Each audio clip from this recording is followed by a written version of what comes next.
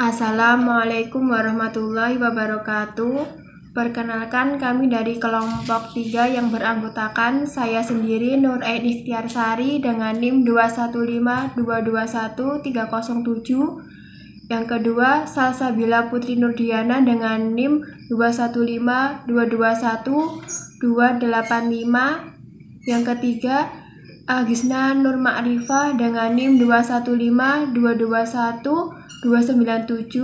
Dan yang keempat, Lailatul Qadriyah Sabiatul Husna dengan NIM 2152213116. Kami akan mempresentasikan hasil diskusi dari kelompok kami mengenai materi tentang teori sholat fardu. Sebelum masuk ke materi pengertian sholat fardu, kami akan menyinggung sedikit tentang teori sholat fardu. Sholat adalah perintah agama yang wajib dilaksanakan karena sholat adalah tiang agama. Sholat juga merupakan ibadah yang pertama kali diwajibkan oleh Allah atas hambanya daripada ibadah-ibadah lainnya seperti puasa dan haji. Bahkan sholat merupakan ibadah yang pertama kali dihisab kelak di hari kiamat. Sholat juga merupakan ibadah yang diwasiatkan oleh Rasulullah SAW menjelang ajalnya. Sholat juga telah banyak dijelaskan dalam Al-Quran dan hadis. Untuk mempersingkat waktu, langsung saja kami mulai presentasi yang pertama.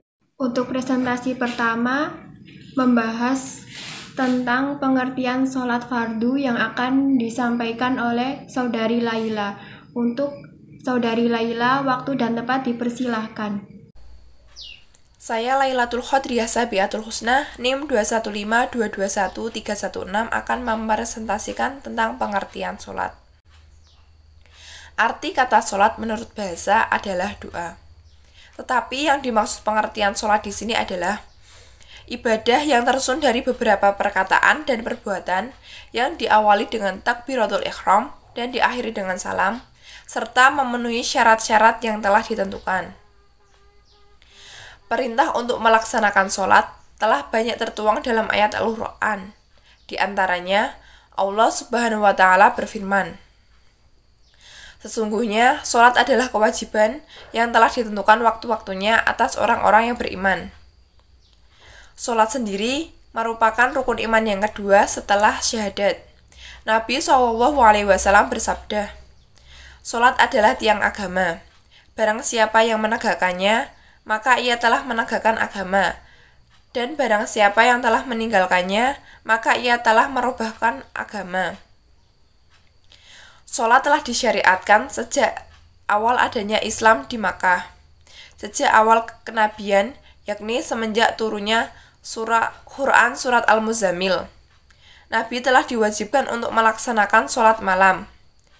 Sebelum diwajibkan sholat 5 waktu, umat Islam di Mekah hanya melaksanakan sholat 2 kali sehari, yakni pagi dan petang saja. Setelah peristiwa Isra Mi'raj, Islam diwajibkan untuk melaksanakan sholat 5 kali dalam sehari. Beberapa hikmah menegakkan sholat. 1. Sholat dapat mencegah perbuatan yang keji dan mungkar. 2. Melaksanakan sholat bersama-sama dengan sabar merupakan sarana untuk meminta pertolongan kepada Allah. 3. Sholat adalah sarana untuk mengingat Allah di tengah kesibukan manusia dalam menjalani kehidupan dunia. Ancaman bagi orang yang meninggalkan sholat. Sholat sangat penting. Allah bahkan tetap memerintahkan orang yang sakit untuk menjalankan sholat. Bahkan orang yang sedang ketakutan pun harus tetap melaksanakan sholat, meskipun harus mengerjakannya di atas kendaraan, dengan berjalan, atau dengan tata cara khusus. Barang siapa yang meninggalkan sholat dengan keyakinan bahwa sholat tidak wajib, maka ia telah kafir. Adapun orang yang meninggalkan sholat karena ia malas tetapi masih meyakininya wajib, maka ia harus diingatkan untuk kembali melaksanakan sholat. Jika tidak bisa diingatkan, maka hendaknya ia dihukum dengan hukuman yang bisa membuatnya jera dan menyadarkan untuk kembali melaksanakan sholat. Bahkan Allah juga mencela orang yang melakukan sholat tetapi lalai dalam sholatnya.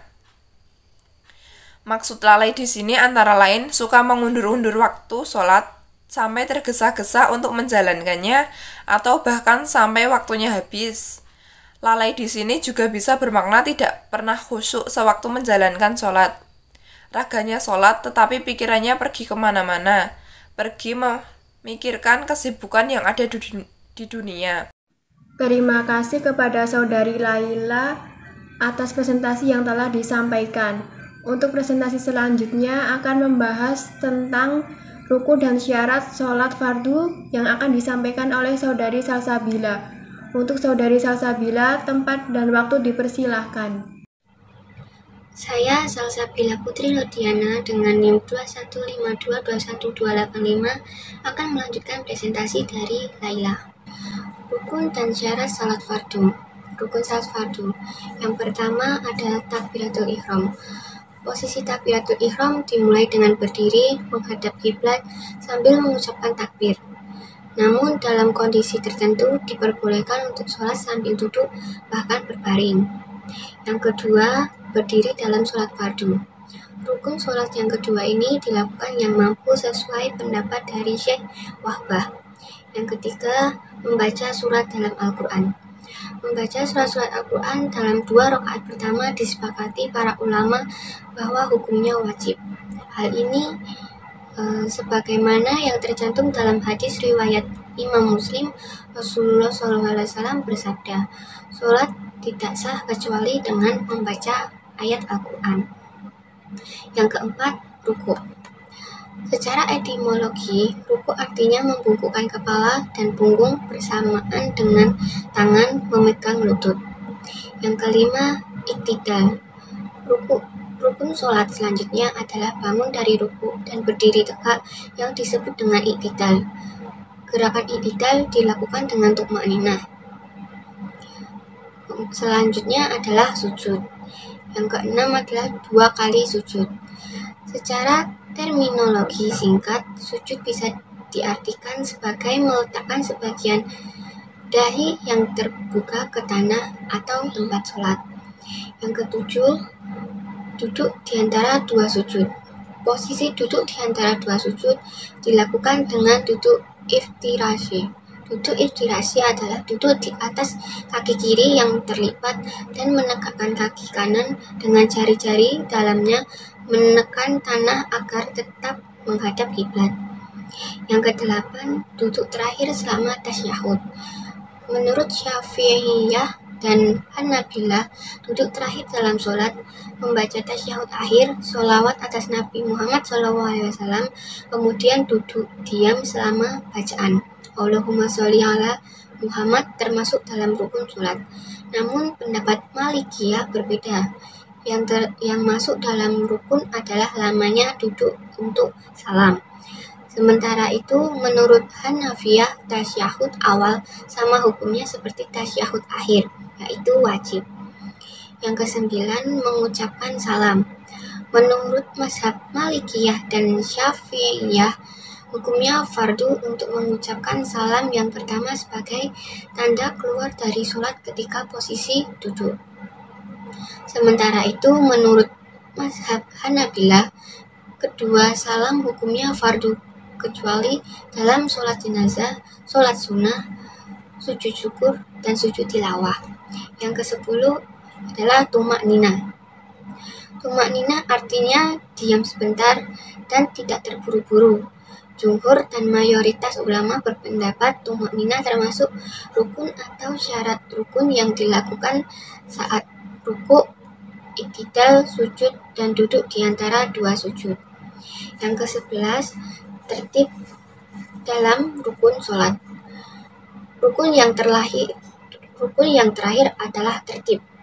Tertib artinya melakukan sholat atau semua rukun sholat dengan peraturan. Mayoritas ulama mengatakan tertib dalam sholat hukumnya rukun, wajib dalam hal bacaan dan sesuatu yang terulang dalam 1 rakaat. Kemudian ada syarat sah sholat. Yang pertama adalah beragama Islam. Yang kedua adalah sudah balik dan berakal. Yang ketiga, suci dari hadas. Yang keempat, suci seluruh anggota badan, pakaian, dan tempat. Yang kelima, menutup aurat. Laki-laki auratnya antara pusar dan lutut, sedangkan wanita seluruh anggota badan kecuali wajah dan telapak tangan. Yang keenam, masuk waktu salat yang telah ditentukan. Yang kedelapan, menghadap kiblat. Yang kesembilan, mengetahui rukun dan sunnah salat. Kemudian syarat wajib salat fardu. Syarat wajib salat adalah syarat-syarat yang harus dipenuhi oleh seorang muslim sebelum melaksanakan ibadah salat. Berikut adalah syarat wajib salat antara lain. Yang pertama adalah beragama Islam. Yang kedua, balik. Yang ketiga, berakal sehat. Yang keempat, suci dari haid dan nifas. Yang kelima, mengetahui waktu sholat. Yang keenam, menutup aurat. Yang ketujuh, menghadap kiblat. Terima kasih kepada Saudari Salsabila atas presentasi yang telah disampaikan. Untuk presentasi selanjutnya, membahas materi tentang tata cara sholat fardu yang akan disampaikan oleh Saudari Agisna. Untuk Saudari Agisna, waktu dan tempat dipersilahkan. Baik, saya Agisna Nur Marifah, NIM 215221297. Di sini saya akan melanjutkan presentasi dari Salsabila. Tata cara sholat fardu. Dilihat secara umum, sholat fardu 5 waktu sebenarnya memiliki tata cara pelaksanaan yang sama antara satu dengan yang lainnya. Hanya saja memiliki perbedaan dalam beberapa hal, yaitu terletak pada niat, jumlah rakaat, dan waktunya. Nah, berikut ini adalah tata cara pelaksanaan sholat fardu. Yang pertama yaitu adalah niat. Berdiri dengan tegak, menghadap ke arah kiblat, dan berniat melakukan sholat. Niat sholat ini diucapkan dalam hati. Niat dari sholat fardu terdiri dari 5 waktu. Yang pertama, niat sholat subuh, yaitu usolli fardhu subhi arba'a rakaataini mustaqbilal qiblati adaan ma'muman lillahi ta'ala. Yang kedua, niat sholat zuhur. Usolli fardhu zuhri arba'a rakaatin mustaqbilal qiblati adaan ma'muman lillahi ta'ala. Yang ketiga, niat sholat asar. Usolli fardhu asri arba'a rakaatin mustaqbilal qiblati adaan ma'muman lillahi ta'ala. Yang keempat, niat sholat maghrib. Usolli fardhul maghribi salasa rokaatin mustaqbilal qiblati adaan ma'muman lillahi ta'ala. Yang kelima, niat sholat isya. Usolli fardhul isya'i arba'a rokaatin mustaqbilal qiblati adaan ma'muman lillahi ta'ala. Kemudian, tata cara pelaksanaan sholat yang kedua yaitu takbiratul ihram. Mengangkat kedua tangan sejajar dengan telinga untuk laki-laki dan sejajar dengan dada untuk perempuan. Kemudian membaca kalimat takbir Allahu Akbar. Yang ketiga, membaca doa iftitah. Setelah takbiratul ihram, kemudian kedua tangan disedekapkan pada dada. Setelah itu membaca doa iftitah, yaitu Allahu Akbar kabira walhamdulillahi katsira wa subhanallahi bukratan wa asila inni wajahtu wajhiya lilladzi fataras samawati wal arda hanifan muslimau wa ma anna minal musyrikin inna sholati wa nusuki wa mayahya wa mamati lillahi rabbil alamin la syarika lahu wa bidzalika umirtu wa ana minal muslimin. Kemudian yang keempat, membaca surat Al-Fatihah. Setelah selesai membaca doa iftitah, kemudian dilanjutkan dengan membaca surat Al-Fatihah. Bismillahirrahmanirrahim. Alhamdulillahirabbil alamin. Arrahmanirrahim. Maliki yaumiddin. Iyyaka na'budu wa iyyaka nasta'in. Ihdinas siratal mustaqim. Siratal ladzina an'amta 'alaihim ghairil maghdubi 'alaihim waladdallin. Amin. Kemudian yang kelima, membaca surat atau ayat Al-Quran.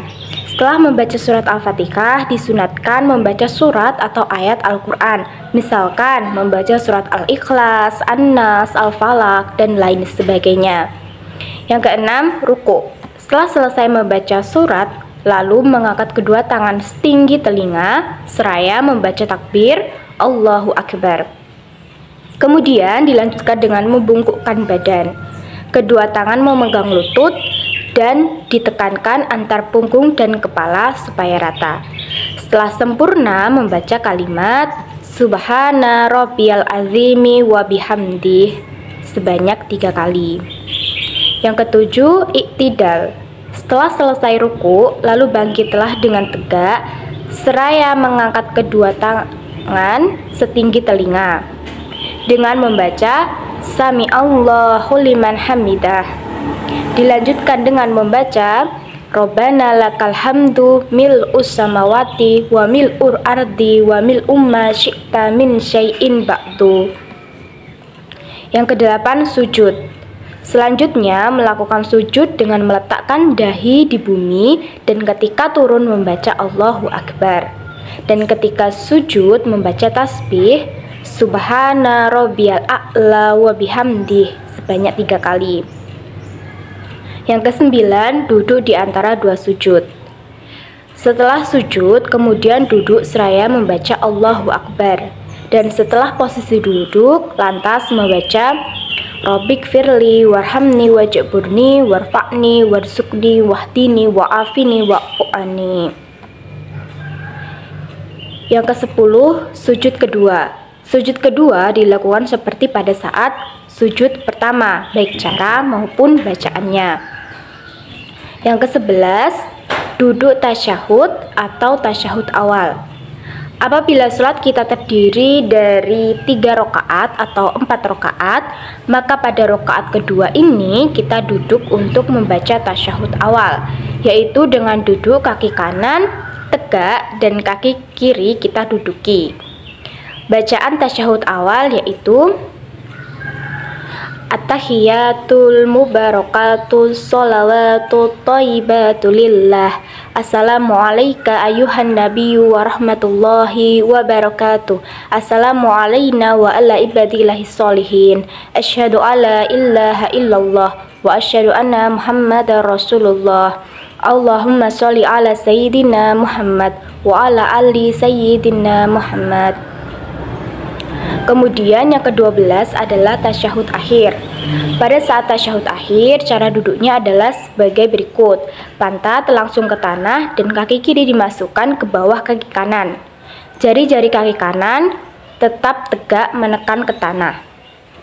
Adapun bacaan tasyahud akhir seperti halnya tasyahud awal, namun ditambah dengan sholawat atas keluarga Nabi Muhammad dengan lafaz sebagai berikut. Kama sholaita ala sayyidina Ibrahim wa ala ali sayyidina Ibrahim wa barik ala sayyidina Muhammad wa ala ali sayyidina Muhammad kama barakta ala sayyidina Ibrahim wa ala ali sayyidina Ibrahim fil alamina innaka Hamidum Majid. Yang ke-13 atau yang terakhir adalah salam. Sesudah tasyahud akhir, maka setelah itu kemudian salam dengan menengok ke kanan sambil membaca salam yang pertama dan menengok ke kiri seraya membaca salam yang kedua. Adapun bacaan salam baik yang pertama maupun yang kedua adalah Assalamualaikum warahmatullahi wabarakatuh. Nah, dengan salam ini maka berakhirlah sholat kita. Mungkin itu yang dapat saya sampaikan. Selanjutnya saya kembalikan ke moderator. Terima kasih kepada Saudari Agisna atas presentasi yang telah disampaikan. Untuk presentasi terakhir akan disampaikan oleh saya sendiri yang akan membahas materi tentang keutamaan sholat fardu. Keutamaan sholat fardu. Sholat fardu dapat menggugurkan dosa-dosa.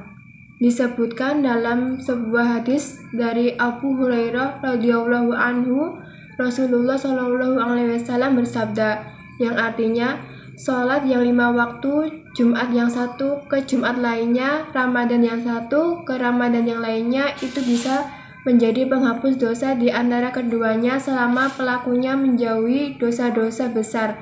Hadis riwayat Muslim nomor 233. Keutamaan sholat fardu yang kedua yaitu sholat adalah cahaya di dunia dan di akhirat.